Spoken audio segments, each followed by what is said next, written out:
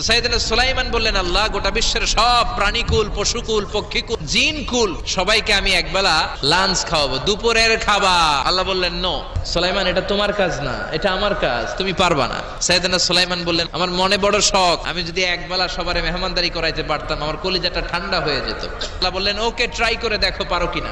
সাইয়েদনা সুলাইমান আলাইহিস সালামের অনুসারী ছিল জিনেরা। জিনের বাদশারে বলল, জিনের বাদশা, যাও সাগরের পাড়ে 40 কিলোমিটার জায়গার মধ্যে খাবারের আয়োজন করো।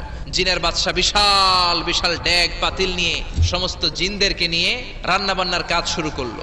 40 কিলোমিটার ব্যাপী জায়গা নিয়ে খাবার তৈরি করা হচ্ছে।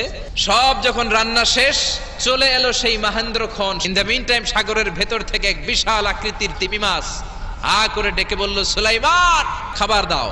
উনি ঘোষণা দিলেন, যাও এটারে খাবার দাও। তিমি মাছ বিশাল বড় করে বসে আছে সাগরে। জিনের বাদশা খাবার দিতে লাগলো। 1 কিলোমিটার শেষ, 5 কিলোমিটার শেষ।